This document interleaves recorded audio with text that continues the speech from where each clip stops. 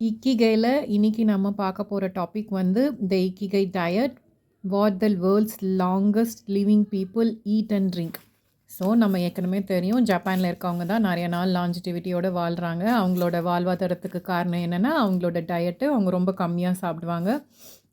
அதுக்கப்புறம் ஃப்ரெண்ட்ஸோட அவங்களுக்கு இருக்க ரிலேஷன்ஷிப். அவங்க அப்புறமா எப்போவுமே மூவ் பண்ணுவாங்க. மோரோவர் அவங்க வந்து காலையில் எழுந்துக்கிறதுக்கான பர்பஸை கண்டுபிடிச்சிருக்காங்க. காலையில் எழுந்து நான் ஒரு வேலை செய்ய போகிறேன், அதுதான் என்னோடய இக்கிகை அப்படின்னு சொல்லிட்டு ஒரு பர்பஸ் வச்சுக்கிறாங்க. ஸோ அவங்க பெட்லேருந்து வெளியில் எழுகிறதுக்கு ஒரு ரீசன் இருக்குது. அதனால தான் அவங்க வந்துட்டு ரொம்ப நாள் வாழ்கிறாங்க அப்படின்னு சொல்லியிருக்காங்க. ஸோ ஒகினாவாஸ் மிராக்கிள் டயட்டில் என்ன சொல்லியிருக்காங்கன்னு பார்க்கலாம். அங்கே வந்து என்ன சொல்கிறாங்கன்னா, கார்டியோவெசிகுலர் டிசீஸ் வந்து ரொம்ப கம்மியாக இருக்குது அப்படின்னு சொல்கிறாங்க. அதுக்கு காரணம் என்னென்னா, அவங்க டிஃப்ரெண்ட் ஃபுட்ஸ் சாப்பிட்றாங்க. வெரைட்டி ஆஃப் ஃபுட்ஸில் என்ன இருக்குதுன்னா வெஜிடபிள்ஸ் தான் நிறையா இருக்குது. அவங்க வந்துட்டு 5 servings of fruits and vegetables every day. So 5 serves of fruits and vegetables அவங்க சொன்ன மாதிரி 5 தட்டாக பிரித்து குட்டி குட்டியாக வந்து அவங்க ஃப்ரூட்ஸ் அண்ட் வெஜிடபிள்ஸ் மட்டும் தான் சாப்பிட்றாங்க டெய்லி பேசிஸில். அதுக்கப்புறம் ஃப்ரூட்ஸ் வெஜிடபிள்ஸ் பார்த்தோன்னா அது வந்து ரெயின்போ ஈட்டிங் மாதிரி இருக்கும். ஸோ எல்லா ஃப்ரூட்ஸும் வெஜிடபிள்ஸும் கலந்து சாப்பிடுவாங்க. எக்ஸாம்பிளுக்கு ரெட் பெப்பர், அதுதான் ரெட் பெப்பர் அப்படின்னா கொடமிளகா ரெட் கலரில் இருக்கும் இல்லையா, அது. அப்புறம் carrot, spinach, cauliflower and eggplant. அதுக்கப்புறம் கிரேட் கலர் வெரைட்டி, டிஃப்ரெண்ட்டான கலர்ஸை வச்சு சாப்பிடுவாங்களாம். Potatoes, legumes, soy products such as tofu, இதெல்லாம் வந்து மெயின் ஃபுட்டாக இருந்திருக்கு. அதுக்கப்புறம் கிரெயின்ஸ் வந்துட்டு அவங்களோட டயட்டில் கொஞ்சம் இருக்கும். அதுக்கப்புறம் அவங்க ஒயிட் ரைஸும் சாப்பிடுவாங்க. அவங்க வந்து சுகரை ரொம்ப கம்மியாக சாப்பிடுவாங்க. அப்படி சாப்பிட்டாங்கன்னா அது வந்து கேன் சுகராக தான் இருக்கும், ரிஃபைன்டு சுகர் சாப்பிட மாட்டாங்க. அதுக்கப்புறமா வந்துட்டு ஹாஃப் சால்ட் தான் அவங்க சாப்பிடுவாங்க. எவ்வளோக்கு கம்மியாக சாப்பிட முடியுமோ அவ்வளோ கம்மியாக சாப்பிடுவாங்க. அவங்க வந்துட்டு 7 கிராம் தான் பெர் டேக்கு சாப்பிட்றாங்களாம் சால்ட்டு. மீதி எல்லோரும் கம்பேர் பண்ணி பார்த்தா நம்மலாம் வந்து 12 கிராம் சாப்பிட்றோமா. ஸோ நம்ம சால்ட்டுலேருந்து பாதி தான் அவங்க சாப்பிட்றாங்க. இதெல்லாம் தான் அவங்களோட டயட் சீக்ரெட். அதுக்கப்புறம் இப்போ என்ன சொல்கிறாங்கன்னா, அவங்க வந்து ஒரு வேளை அவங்களோட ஃபுட்டு வந்து பாதியாக இருந்துச்சுன்னா அவங்க வந்து டெசர்ட்டை ஸ்கிப் பண்ணிடுவாங்களாம். ஃபுல் அப்பிடைசர் வரைக்கும் சாப்பிட மாட்டாங்களாம். அதே மாதிரி அவங்க ஃபுட்டு வந்து அப்பிடைசர், மெயின் கோர்ஸ், டெசர்ட் அப்படின்லாம் இருக்காதான். எல்லாமே சேர்த்து ஒரே மாதிரி தான் இருக்குமா. அவங்களுக்கு எப்படி இருக்கும்னா ஸ்மால் பிளேட்ஸ் மாதிரி கொடுத்துருவாங்க. அதில் வந்து நம்ம ஏற்கனவே பார்த்தோம் இல்லையா 5 பிளேட்டில் கொடுப்பாங்கன்னு. அதில் என்னென்ன இருக்கும்னா ரைஸ், அப்புறம் வெஜிடபிள்ஸ், அப்புறம் பவுல் ஆஃப் சூப் இருக்கும். அதுக்கப்புறம் ஸ்நாக் மாதிரி இருக்கும். எல்லா பிளேட்டுமே ரொம்ப குட்டி குட்டியாக இருக்கும். அதனால நிறைய சாப்பிட மாட்டாங்க. நிறையா சாப்பிட்றத வந்து கம்மி பண்ணுறதுக்காகவே இப்படியெல்லாம் பண்ணியிருக்காங்க. நம்மளோட விட கம்மியாக பண்ணுறதுக்கு மெயினாக இப்படி கம்மி பண்ணுறதுக்கு ரீசன் என்னென்னா, மோஸ்ட் ஆஃப் தெம் வந்து புத்திசம்மை ஃபாலோ பண்ணுறாங்க. புத்திசம்லேயும் நிறையா கம்மியாக தான் சாப்பிடுவாங்களாம். எப்படி கம்மியாக சாப்பிட்றவங்க நிறைய நாள் வாழ முடியும் அப்படின்னு பார்த்துருக்காங்கன்னா, நம்ம நினைப்போம் இல்லையா, கம்மியாக சாப்பிட்றவங்களுக்கு வந்து மால் நியூட்ரிஷன் இருக்கும், அவங்க எப்படி நல்லா வாழ முடியும் அப்படின்னு நினைக்கிறோம் இல்லையா. அவங்க சாப்பிட்றது எல்லாமே சூப்பர் ஃபுட்டாக இருக்கும்.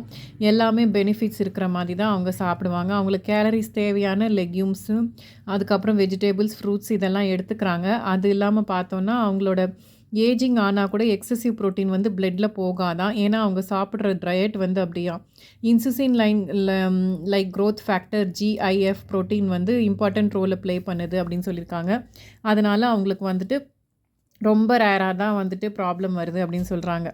அதுக்கப்புறம் பார்த்தோன்னா அடிக்குவேட் நியூட்ரிஷன் வந்து பவர்ஃபுல் ப்ராடக்ட் என்னென்னா ஒபிசிட்டியும், type 2 diabetes, inflammation, hypertension இதெல்லாமே அவங்களுக்கு வந்துட்டு மெட்டபாலிக் ரிஸ்க் ஃபேக்டர் வந்து இது எல்லாத்துக்குமே ரிஸ்க் ஃபேக்டர், கேன்சர் இது எல்லாமே வந்து அவங்களுக்கு இல்லாமல் போகிறதுக்கு ரீசன் என்னென்னா அவங்களோட டயட்டு தானாமா. ஏன்னா அவங்க நிறைய சாப்பிட்றது இல்லை. அதுக்கப்புறம் எக்ஸசைஸும் பண்ணுறாங்க. அதுக்கப்புறம் பார்த்தா 5:2 ஃபாஸ்டிங் மாதிரி பண்ணுவாங்களாம். கொஞ்சம் கம்மியாக தான் சாப்பிடுவாங்களாம். 100 கேலரிஸ் தான், 500 கேலரிஸ் தான் எடுத்துக்குவாங்களாம் எவ்ரி வீக். அப்புறமா நார்மலாக 5 டேஸ் சாப்பிடுவாங்களாம். இப்போ வந்து ஃபாஸ்டிங் மாதிரி பண்ணிவிட்டு 80% ரூல் ஆஃப் டெய்லி லைஃப்பில் என்ன பண்ணுவாங்கன்னா, 1 to 2 டேஸ் ஈச் வீக்கில் வந்துட்டு அந்த 5ஆக சாப்பிட்றாங்க இல்லையா, அது வந்து 2ஆக மாற்றிக்குவாங்க. ஸோ ரெக்கமெண்டட் டயட்டை விட ரொம்ப கம்மியாக இருக்கும். அப்போ ரொம்ப கம்மியாக சாப்பிட்றதுனால இன்னும் அவங்களுக்கு வந்துட்டு என்ன சொல்கிறது, எக்ஸஸ் ஃபேட்டெல்லாம் இல்லாமல் இருக்குது அப்படின்னு சொல்கிறாங்க. எல்லா பெனிஃபிட்ஸோடையும் ஃபாஸ்டிங் தான் வந்து நம்ம டைஜஸ்டிவ் சிஸ்டமை க்ளீன் பண்ணும். அதுதான் நம்மளுக்கு வந்து ரெஸ்ட் பண்ண வைக்கும்னு சொல்கிறாங்க. ஸோ நம்ம வந்து வீக்லி ஒன்ஸ் இன் 2 வீக்ஸ் மாதிரி நம்ம வந்து ஒரு நாள் ஃபுல்லாக ஃபாஸ்டிங் இருந்தால் நம்மளுக்கு வந்துட்டு நல்லது நடக்கும். நம்ம டைஜஸ்டிவ் சிஸ்டம் வந்து நார்மலாக மாறும் அப்படின்னு சொல்கிறாங்க. நம்ம நிறையா எப்போவுமே போட்டு சாப்பிட்டுட்டு டைஜஷன் பண்ணிக்கிட்டே இருக்கிறதுனால தான் நம்மளுக்கு வந்துட்டு லெத்தர்ஜியாகவும் இருக்குது, நம்ம ரெஸ்ட்லெஸ்ஸாகவும் மாறிடுறோம். இப்படி பண்ணி பார்த்தோன்னா நம்மளோட டயட் வந்துட்டு நம்மளுக்கு நல்லா இருக்கும், நம்ம பாடியும் நல்லாயிருக்கும் அப்படின்னு சொல்கிறாங்க. 15 natural antioxidant found in Okinawan diet என்னென்னு பார்த்தோன்னா டோஃபு இருக்குது, மிசோ இருக்குது, டியூனா அந்த ஃபிஷ் இருக்கும் இல்லையா அது இருக்குது. அதுக்கப்புறம் வந்து கேரட்ஸ் இருக்குது, கோயா அதான் பிட்டர் மெலன், அதுக்கப்புறம் கோம்பு அப்படின்னா கல்ப்பு, அப்புறம் சீவீடு இருக்குது, கேபேஜ் இருக்குது, ஆனியன், அதுக்கப்புறமா வந்து ஸ்ப்ரவுட்ஸ் இருக்குது, அப்புறம் ஸ்வீட் பொட்டேட்டோ, பெப்பர்ஸ், அதுக்கப்புறம் குக்கும்பர் லைக் அப்புறம் ஜாஸ்மின் டீ தான் ரொம்ப இம்பார்ட்டண்ட்டாக அவங்க லைஃப்பில் வச்சுக்குவாங்களாம். ஜாஸ்மின் டீ தான் அவங்க வந்து டெய்லி குடிப்பாங்களாம். அதனால் வந்து அவங்களோட கொலஸ்ட்ரால் லெவல் ரொம்ப கம்மியாகுது அப்படின்னு சொல்லியிருக்காங்க.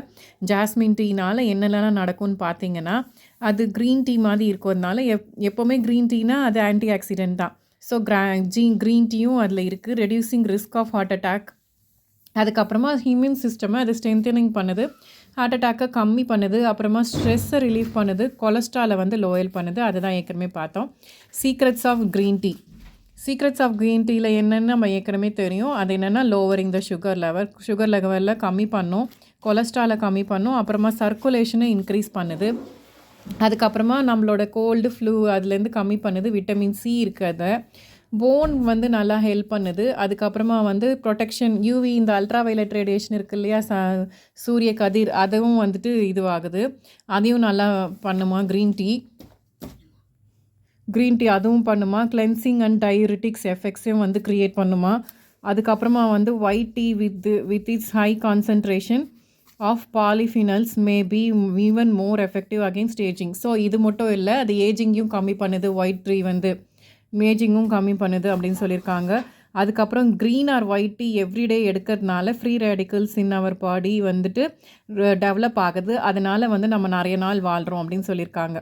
அப்புறமா நம்ம ஏற்கனவே பார்த்த மாதிரி சிக்குவாசா அப்படின்ற சிட்ரஸ் ஃப்ரூட்னால நம்ம ஜூஸ் குடிப்பாங்க, அதனால தான் நான் நிறைய வருஷம் வாழ்ந்திருக்கேன்னு சொல்லிட்டு நிறையா வந்து வயசானவங்க சொன்னாங்க இல்லையா, அதை பற்றி நம்ம இப்போ பார்க்க போகிறோம். அது வந்து ஒரு கிரேப் ஃப்ரூட் மாதிரி ஆரஞ்சு லெமன் எல்லாத்தையும் கலந்த சிட்ரஸ் ஃப்ரூட் மாதிரி இருக்குமா. அது வந்து என்னன்னா 40 டைம்ஸ் மோர் தென் ஒரு ஆரஞ்சு எடுக்கிறது 40 தடவை எடுக்கிற மாதிரி இருக்குமா. அதனால் என்னென்னலாம் நம்மளுக்கு வந்துட்டு ப்ரொடெக்ஷன் கொடுக்குதுன்னா ஆர்த்ரோஸ்க்ளீரோசிஸ் வராமல் வச்சுக்கும், கேன்சர் வராமல் வச்சுக்கும், டைப் 2 டயாபிலிட்டிஸும் ஒபிசிட்டியும் வராமல் இருக்கும் அப்படின்னு சொல்கிறாங்க. அதில் வந்து விட்டமின் சியும் விட்டமின் பி1 இருக்குது, சிக்குவாசா அப்படின்ற டீ.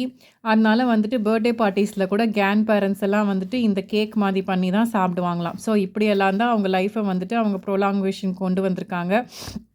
அதுக்கப்புறம் இன்னொன்று சொல்லியிருக்காங்க, வெஸ்டர்னர்ஸை கம்பேர் பண்ணுறப்போ அவங்க ஃபுட்டு வந்துட்டு ரொம்ப ஹை ஃபைபராகவும் இருக்குது அப்படின்னு சொல்லியிருக்காங்க. ப்ரோக்கோலி, சாட் இதெல்லாம் சாப்பிட்றதுனால ஹை வாட்டர் கண்டென்ட்ஸ் இருக்குது, மினரல்ஸ் இருக்குது, ஃபைபர் இருக்குதுன்னு சொல்கிறாங்க. ஃபிஷ்ஷு கூட வந்து சால்மன், மேக்கோனா, டியூனா, அப்புறமா சாண்ட்ரின் இந்த மாதிரி ஆன்டி ஆக்சிடென்ட் இருக்கிற ஃபிஷ்ஷும் வந்து சாப்பிட்றதுனால அவங்களுக்கு வந்து ஃபேட் லெவல் கம்மியாக இருக்கும், லைக் குட் கொலஸ்ட்ரால் இருக்கும், பேட் கொலஸ்ட்ரால் இருக்காது அப்படின்னு சொல்கிறாங்க. Fruits such as citrus, strawberries and apricots, அவங்களுக்கு என்ன விட்டமின் தேவையோ அது ஃப்ரூட்ஸ்லேருந்து தாராளமாக வந்துடுது. பெர்ரிஸும் சாப்பிட்றதுனால அவங்களுக்கு ஃப்ரூட்ஸ் பெர்ரிஸ் சாப்பிட்றாங்க, ட்ரை ஃப்ரூட்ஸ் சாப்பிட்றாங்க, அப்புறம் கிரெயின்ஸில் வந்து ஓட்ஸ் ஸ்வீட்ஸ் சாப்பிட்றாங்க, ஆலிவ் ஆயில் சாப்பிட்றாங்க, அப்புறம் மினிமமாக தான் ரெட் வைன் பண்ணுவாங்க, அதுவும் ஆன்டி ஆக்சிடென்ட் இருக்க மாதிரி மருந்து மாதிரி வேசோடைலேட்டர் ப்ராப்பர்ட்டிஸ்க்காக எடுத்துக்கிறாங்க. ஃபுட்ஸ் வந்து எப்போவுமே வந்து ரிஃபைன்டு சுகர் யூஸ் பண்ண மாட்டாங்களாம். அதுக்கப்புறம் கிரெயின்ஸில் வந்து ப்ராசஸ் பண்ணது, அதுக்கப்புறமா வந்துட்டு ப்ரிப்பேர்டு ஃப்ரூட்ஸ் யூஸ் பண்ண மாட்டாங்களாம். கவு மில்க்கும் அந்த டிரைவேட்டிவ்ஸ் இருக்கிற ஃபுட்டும் மோஸ்ட்லி அவாய்ட் பண்ணிடுவாங்களாம். இந்த டயட்டை பண்ணுறதுனால தான் நம்மளுக்கு வந்து கவு மில்க் இதெல்லாம் நிறைய எடுத்துக்கிறதுனால தான் ப்ரீமெச்சூர் ஏஜிங் வருது அப்படின்னு சொல்லி அவங்க கான்செப்ட் சொல்லியிருக்காங்க. பெர்ரிஸு, ட்ரைட் ஃப்ரூட்ஸு, அதுக்கப்புறம் ஓட்ஸ் அந்த மாதிரிலாம் எடுக்கிறப்போ நம்மளோட ப்ரீமெச்சூரிட்டி வந்து வராது அப்படின்னு சொல்லியிருக்காங்க. அடுத்து வந்து அவங்க எப்படி அவங்களோட எக்ஸசைஸை வச்சு மெயின்டைன் பண்ணுறாங்கன்றத ஒரு குட்டி கிளான்ஸாக பார்க்கலாம். ஏன்னா எல்லா எக்ஸசைஸும் என்னால் அவங்க எக்ஸ்பிளைன் பண்ண மாதிரி எக்ஸ்பிளைன் பண்ண முடியாது. ஸோ இந்த சாப்டரும் இன்றைக்கி பார்த்துடலாம்.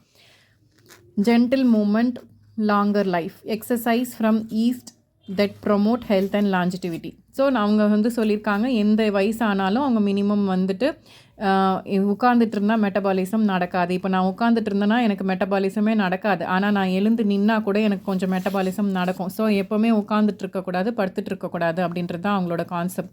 ஸோ காலையில் பெட்டை விட்டு எழுந்த உடனே ஒரு வாக்குக்காவது போகணும், அப்படி இல்லைன்னா வந்துட்டு கார்டனில் போய் வெஜிடபிள்ஸ் பிக் பண்ணிவிட்டு அவங்களோட ஃபுட்டை அவங்களே சமைக்க ஆரம்பிப்பாங்க. இந்த மாதிரி பண்ணுறதுனால தான் அவங்களோட அவங்களோட லாஞ்சிட்டிவிட்டி ஜாஸ்தியாக இருக்குது அப்படின்னு சொல்லியிருக்காங்க. அப்புறமா வந்துட்டு சிம்பிள் எக்ஸசைஸ் பண்ணுறது எப்படின்னு சொல்லியிருக்காங்க. லைக் அவங்களோட இந்த மாதிரி பொசிஷன்ஸில் கையை மட்டும் மேலே தூக்கி ஹெட்டுக்கு ஈக்குவலாக வச்சுக்கிட்டு பொசிஷன் பண்ணுற மாதிரி 5 மினிட்ஸ் இந்த எக்ஸசைஸ் பண்ணுவாங்களாம். ரொம்ப ஏஜ் ஆனால் கூட இதை பண்ணிகிட்டு இருப்பாங்களாம், ஸ்ட்ரெச்சிங் எக்ஸசைஸ். அதுக்கப்புறமா வந்து சில ஜப்பானீஸ் என்ன பண்ணியிருக்காங்கன்னா யோகா பண்ணியிருக்காங்க. யோகாலேயும் நிறைய யோகாஸ் இருக்குது, மென்டல் ஹெல்த்துக்காகவும் ஃபிசிக்கல் ஹெல்த்துக்காகவும். அதில் ஸ்டைல்ஸ் ஆஃப் யோகாவில் என்னென்ன இருக்குன்னா ஞான யோகா, கர்ம யோகா, பக்தி யோகா, மந்த்ரா யோகா, குண்டலினி யோகா, இதுதான் மென்டல் ஹெல்த்துக்காக. அதுக்கப்புறம் ராஜ யோகா, இது வந்து நம்மளோட பர்பஸை தெரிஞ்சுட்டு அது மித்தவங்களுக்கு பண்ணுறதுனால. ஹாத்தா யோகா, இந்த ஹாத்தா யோகாவில் தான் சல்யூட்டேஷன் அப்படின்னு, அதுதான் சூரிய நமஸ்காரம், அதுதான் சன் சல்யூட்டேஷன் போட்டிருக்காங்க.